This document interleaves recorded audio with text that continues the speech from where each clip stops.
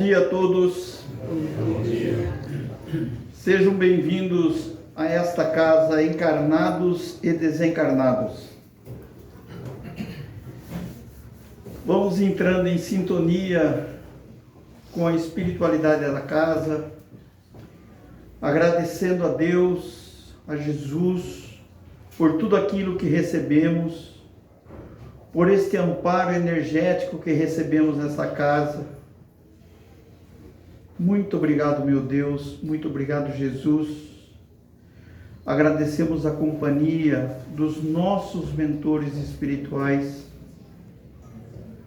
que sejam cada vez mais iluminados e que tenham paciência com as nossas teimosias e as nossas deficiências.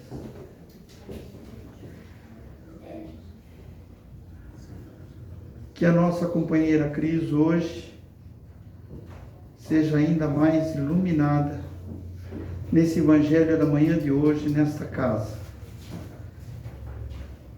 que é o nosso ponto de referência, onde restabelecemos o nosso equilíbrio espiritual e que somos ajudados nessa caminhada em direção à luz do Cristo. Graças a Deus, graças a Jesus.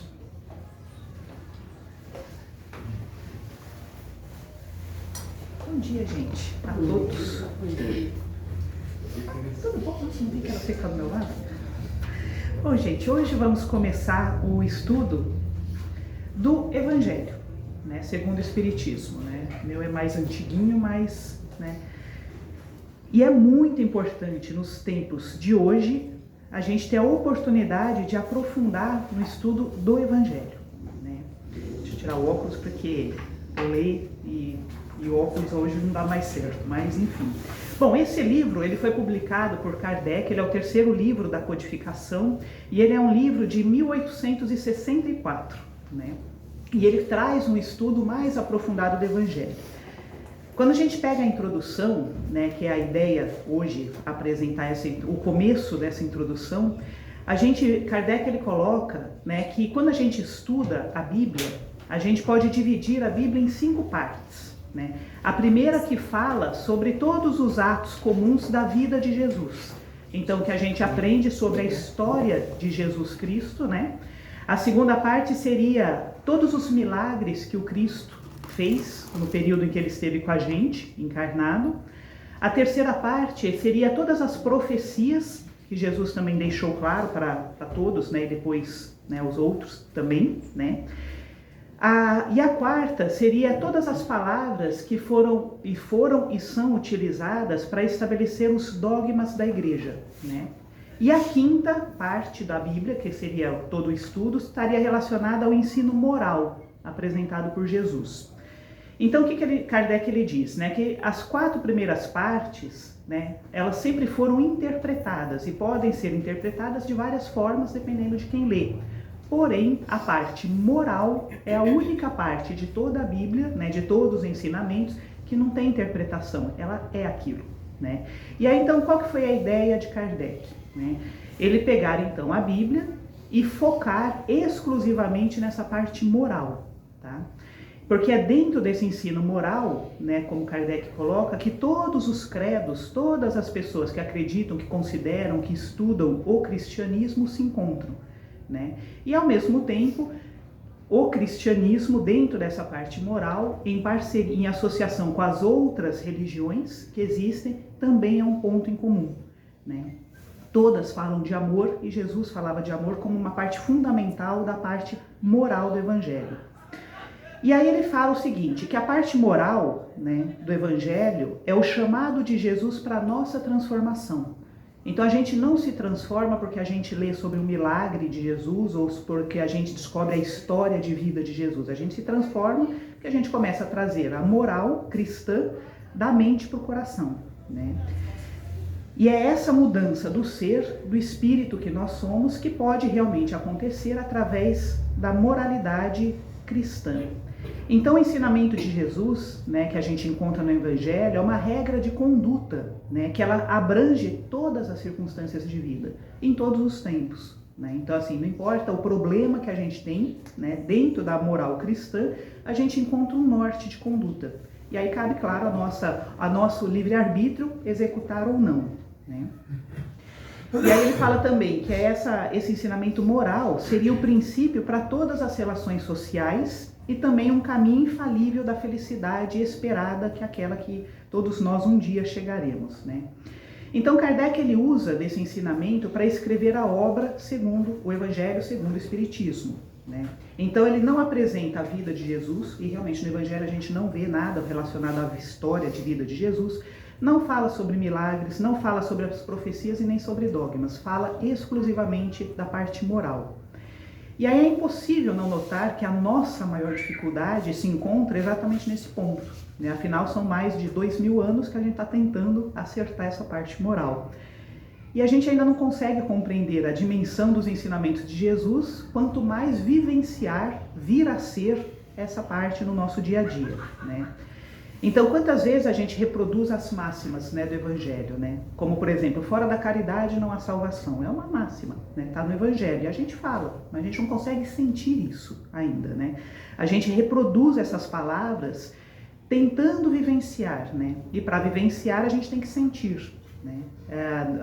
Essa máxima na nossa forma de se relacionar, de compreender o mundo, e quando a gente conseguir fazer isso, tudo vai ser muito diferente. E então é mesmo impressionante a gente perceber o esforço de Jesus, né? E deve ter sido muito difícil para ele passar essas máximas para a gente. A impressão que eu tenho sempre é como se fosse um pós-doutor tendo que lecionar para a criança de uma pré-escola, entende? Ou seja, ajustar a fala, o conhecimento, desenvolver até para poder passar uma mensagem para ver se aquela criança consegue absorver um pouquinho e mudar. E nós somos as crianças tentando entender a grandiosidade que elas carregam, né? Para resgatar, né? Então Kardec ele se questionava, né? Como resgatar a pureza, o encanto e a autenticidade moral do Evangelho, né? Como não reduzir essas máximas ensinadas por Jesus a simples falas, expressões. E essa era a maior preocupação dele ao começar a construir essa obra, tá? E aí é reunida então, né, no Evangelho o código de moral universal, sem distinção de culto. Então, assim, ele não fala do catolicismo, está falando sobre o espiritismo, porque fala sobre o espiritismo, mas assim, não é uma religião à parte, serve para todo mundo, né? Qualquer pessoa de qualquer religião pode ter lendo a obra, ter a oportunidade de refletir, né, sobre o Evangelho. Então, todas as citações que foram apresentadas na obra conservam, né, o que é útil ao desenvolvimento do pensamento. E aí vem então um fator importante. Kardec, ele era um pedagogo, pesquisador. Ele era extremamente rígido, metódico, cientista. Ele era científico, ele tinha um olhar de pesquisa extremamente apurado. Então ele era muito racional, ele era muito pé no chão. E ele era muito preocupado em ser com a responsabilidade, com o comprometimento da doutrina. Então ele não era uma pessoa leviana, que escrevia o que ele achava ou o que ele pensava. Não, ele se colocava à prova o tempo todo. Então, para escrever esse livro, não foi uma escrita comum, né? Primeiro que ele utiliza uma Bíblia, né? E aí a gente tem que considerar o contexto, né? Kardec, o livro é de 1864, então ele utilizou uma Bíblia que já era utilizada, era considerada a tradução francesa mais popular, a mais fiel, a mais fidedigna da época. Ela era uma Bíblia que era chamada Bíblia de Port-Royal, que era uma tradução de uma Bíblia, uma tradução francesa da Bíblia Católica, e ela foi utilizada, né, ela foi publicada em fascículos entre 1667 a 1629, ou seja, foram 29 anos de tradução que esse tradutor, que era um teólogo, né, jesuíta, que escreveu. Desculpe, ele era jansenista, né? E a Bíblia ela foi escrita, né, por 300 anos, ela foi considerada como a Bíblia mais fiel. Então, Kardec pegou essa Bíblia, não foi uma Bíblia qualquer, foi esta que era utilizada, que era séria, que era considerada, respeitada e tudo mais. E em cima dela ele fez toda a divisão do seu estudo. E aí ele agrupou e classificou metodicamente, segundo a natureza, todas as máximas do Evangelho. Então ele foi lá procurando todas as máximas e separou. E em cima disso, claro, ele teve todo o amparo e a orientação também dos bons espíritos, né? Para cada preceito do Evangelho, ele teve muitas instruções, né? E a gente vê realmente no texto, né, em cada capítulo, existem as cartas, né, que espíritos escreveram em cima daquele texto, né? Que são reflexões e pensamentos sobre os temas, que foram ditados por espíritos, né? E aí o interessante, em diversos países, né? E por diferentes médiuns, porque ele tinha esse cuidado para poder construir a obra. Ou seja, Kardec ele teve um apoio para construir o Evangelho de quase 1000 centros espíritas sérios, que é o que está dizendo aqui na introdução, né? Tanto da França quanto de outros países. E ele recebia as comunicações de médiuns que não se conheciam entre si. Acho que essa era a vantagem de um mundo não globalizado. Então as pessoas não se conheciam e ele, da casa dele, muitas vezes, nos estudos, se questionando, ele elaborava perguntas. Aí depois, assim, tipo, no dia seguinte vinha a resposta, ele recebeu uma carta de uma outra pessoa lá de outro país com a explicação do que ele tinha pensado e aí batia com uma outra, ou seja, ele foi montando uma colcha de retalhos, né? Não foi uma coisa diretiva, né? Ninguém sabe quanto tempo levou para construir o Evangelho segundo o Espiritismo, né? Mas imagino que deve ter levado bastante tempo. Mas, enfim, as comunicações, elas iam trazendo mais conhecimento e informações, conforme ia aprofundando, né, a percepção da moral cristã, as respostas iam vindo, né? E aí, claro, através de um crivo de bom senso, de lógica e principalmente de razão, Kardec então foi juntando todas as mensagens, né? No livro Atitudes de Amor, do Vanderlei Oliveira, né, a gente vê uma fala do Dr. Bezerra de Menezes que ele divide o Espiritismo em 3 fases de 70 anos, né? A primeira fase de 70 anos da doutrina, que seria de 1857 até 1927, essa primeira fase, é considerada como o foco da consolidação da doutrina espírita, que associa sempre a ciência, filosofia e religião, de uma forma racional e empírica, ou seja, com pesquisas, tá? Então, essa primeira fase foi essa, e eram muitas pesquisas mesmo. Os 70 anos seguintes, de 1928 até 1997, né, o objetivo era a proliferação dos centros espíritas, né, e a difusão do conhecimento. É nessa época que surge Chico e Divaldo, entende? Principalmente. Só Chico foram mais de 450 livros da obra e Divaldo mais de 250 obras também publicadas, né? Então só os dois foram mais de 700 livros, fora os outros, né, que tem vários outros que escrevem também, né, como o próprio Vanderlei Oliveira. Então essa foi uma segunda fase. Aí então, de 1998 até 2067, que é a fase em que nós estamos, que é a terceira fase dos 70 anos, conforme o Dr. Bezerra de Menezes, fala que é considerada a fase mais importante, né? E aí, essa é uma colocação muito importante mesmo. De todas as experiências de vida que a gente já teve enquanto espíritos, né, esta existência é considerada a existência mais importante de todas. Por quê? Porque nós vivemos na época que é chamada de a época das atitudes. Então ele fala, né, que Dr. Bezerra fala que é essa época, nesse período, que é o período de transição planetária, né, ele diz que é a época que vai ser um divisor de águas para o nosso espírito, né? Então é um momento de trazer uma certa consciência, aproveitar essa oportunidade para despertar, deixar nossa existência mais lúcida, nossa consciência mais lúcida, né? Então fala que é o momento de praticar o que a gente está aprendendo. Então, como ensina Richard Simonetti, ele fala, né, que essa época é o momento do conhecimento, né, descer das mentes para os corações, ao mesmo tempo que precisamos raciocinar com o coração e amar com o cérebro, né? Então a gente não está mais no momento de discursar sobre a fraternidade, a gente está no momento de viver a fraternidade, de viver a bondade, o perdão, a misericórdia, ou seja, colocar em prática o ensinamento moral de Jesus. E aí então, né, como eu falei, Kardec, que era um pesquisador rígido e comprometido, né, e pedagogo, ele queria que o Evangelho segundo o Espiritismo fosse desenvolvido para auxiliar a gente a fazer exatamente isso, colocar em prática a moral cristã. E aí o que ele fez? O Evangelho, né, um capítulo ele abre espaço para o próximo capítulo, é uma sequência, né? E aí, então, por isso que a gente fala, para estudar o Evangelho, a ideia é que a gente vá seguindo capítulo a capítulo, né? Então, claro que nos momentos oportunos, quando a gente está muito angustiado, a gente faz uma oração, abre aleatoriamente, a gente recebe uma palavra, que, claro, isso aí é perfeito, maravilhoso.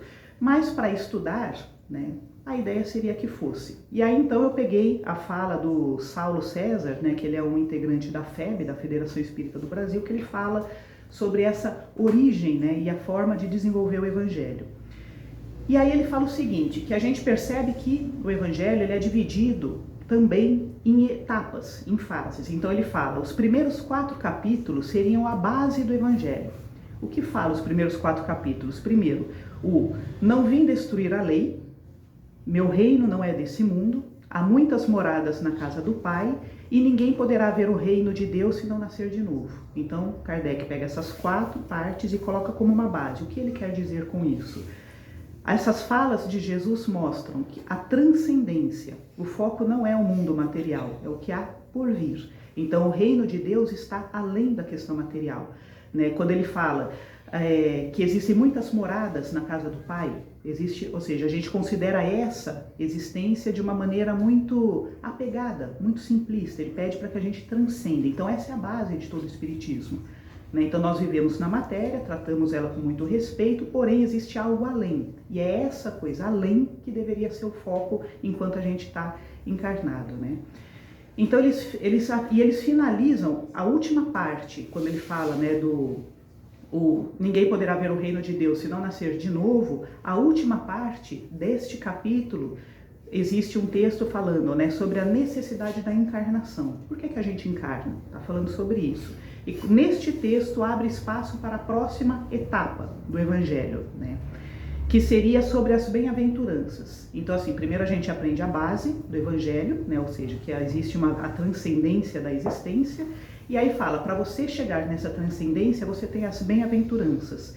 E aí são do capítulo 5º ao 10º, que ele fala sobre as bem-aventuranças, né, que são os pobres, mansos, aflitos, famintos, sedentos, misericordiosos, puros, pacificadores e os perseguidos.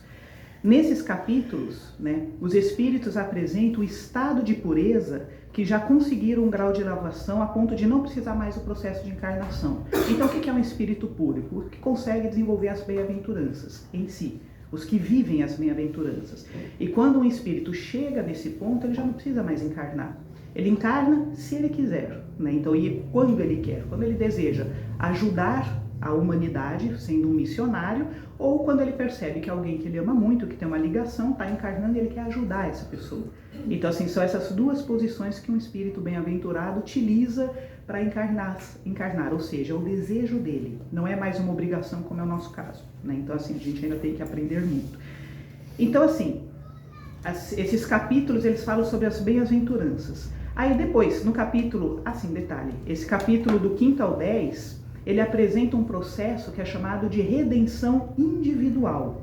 Então, quando a gente lê sobre as bem-aventuranças, quando eu leio sobre as bem-aventuranças, eu começo a entender onde eu preciso me afinar no Evangelho, onde eu preciso me transformar, né?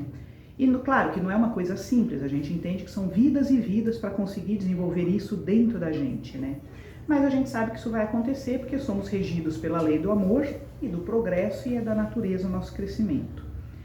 Então, sabendo da dificuldade de colocar a prática, né, do desenvolvimento das bem-aventuranças, aí vem os capítulos do 11 a 17, que é uma listagem de exercícios diários que nós precisamos fazer para atingir o estado de bem-aventurança, né? Ou seja, são os capítulos que apresentam um processo primário para a gente se tornar um espírito bem-aventurado. Quais são os capítulos? Amar o próximo, né, como a si mesmo. Amai os vossos inimigos, que a vossa mão esquerda não saiba o que dá a vossa mão direita. Honrai o vosso pai e a vossa mãe. Fora da caridade não há salvação. Não se pode servir a Deus e a Mamon. E sede perfeitos. Então você percebe que há uma sequência, né? Então primeiro a gente aprende sobre a transcendência da vida, a vida espiritual. Para ser o quê? Para ser um espírito bem-aventurado. Se quer ser um espírito bem-aventurado, então siga isso, né? Ou seja, é uma diretriz, é um manual, né? Essa é a base para a nossa redenção individual e também é uma base para a modificação de toda a sociedade. Imagina como seria um coletivo viver dessa forma, né? Então essas máximas, elas servem como uma base fundamental para resolver todos os conflitos de ordem moral, né? Servindo essa base de mudança social no mundo que a gente vive, né? Então, sobre o aspecto do coletivo, os espíritos tratam do capítulo 18 ao capítulo 26, né? E cada capítulo trata de uma temática que envolve a redenção coletiva, né? Então, a primeira é a redenção individual, depois vem a redenção coletiva, porque a gente não vive sozinho, né? E nós influenciamos e somos influenciados pelo meio o tempo todo. Então, o primeiro capítulo, né, o 18, é o capítulo do Muitos os chamados, poucos escolhidos, né? Que mostra que na coletividade, por exemplo, né, muitas pessoas recebem esse chamado, né, que é um convite estendido a todos, né, mas que nem todos aceitam, que é o convite da redenção íntima e da construção de um mundo melhor. Então, no momento que eu tento me redimir internamente, eu modifico a minha ação no meio e, claro, que esse meio começa a se expandir. Então, a gente passa a ter um papel de corresponsabilidade com o meio em que a gente está, né? Pedi e obtereis, e a coletânea de preces espíritas, né, seria o final, né? Então ele encerra o Evangelho com esses dois capítulos, né?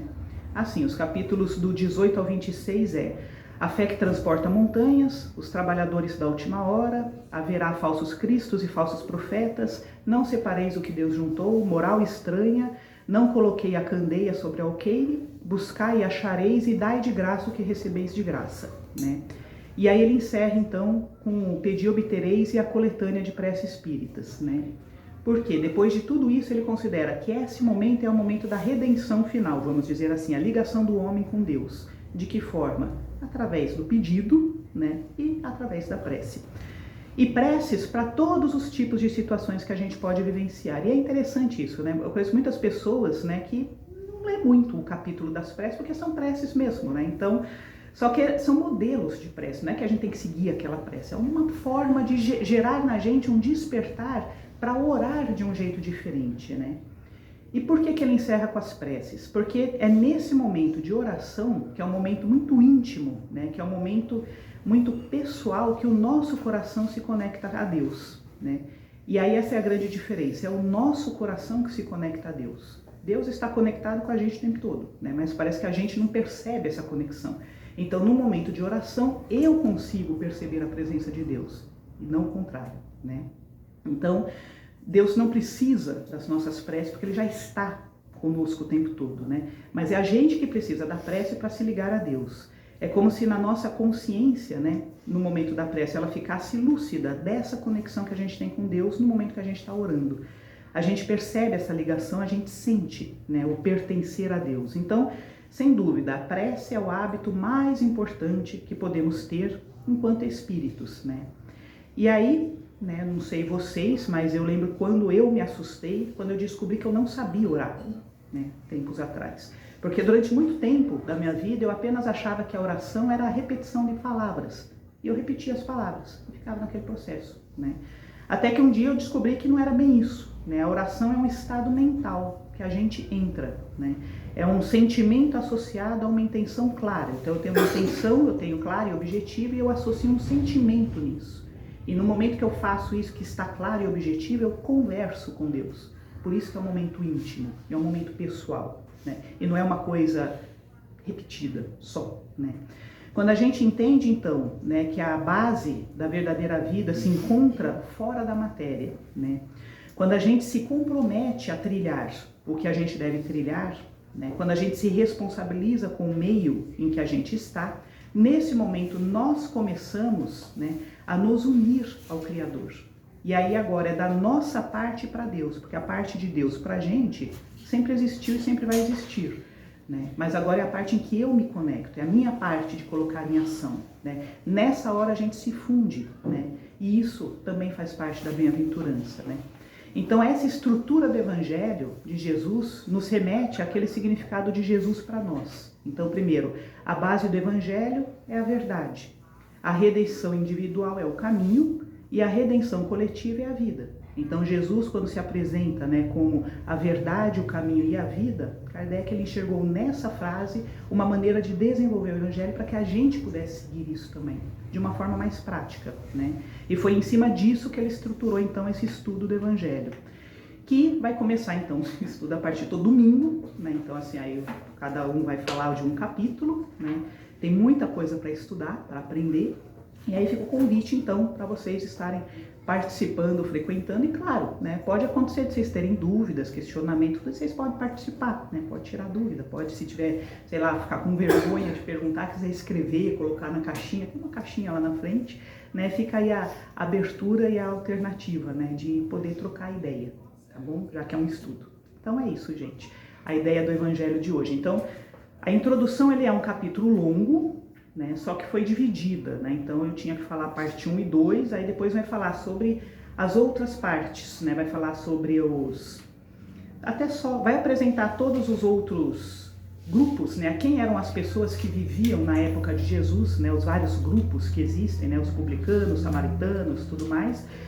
Vai falar também sobre Sócrates e Platão como precursores da doutrina, né, que realmente dentro da filosofia existe muita sinergia, né. Vai apresentar um resumo sobre a doutrina, né, de Sócrates e Platão, né, que faz realmente bastante conexão com a doutrina espírita e com as leis de Jesus, e aí sim começa o primeiro capítulo, né. Então, domingo que vem tem mais, tá bom? Então, é isso, gente. Então vamos fechar os olhos, eu não mexo mais no som, né, porque eu desregulo o som, então não pode, né, mas vamos fechar os nossos olhos, né, e nesse momento vamos apenas lembrar da figura amorável do Mestre, sentir a presença dos nossos mentores, nossos amigos espirituais, e de toda a espiritualidade dessa casa.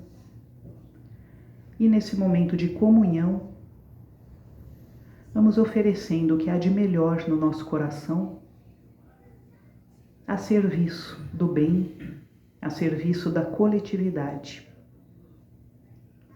Que essas nossas energias de ânimo, de otimismo, de coragem, de amorosidade, de esperança, possam ser úteis a todos que nesse momento estejam passando por alguma provação, que estejam com seus corações conectados a Deus, pedindo auxílio, que parte dessa energia possa chegar até esses irmãos que sofrem.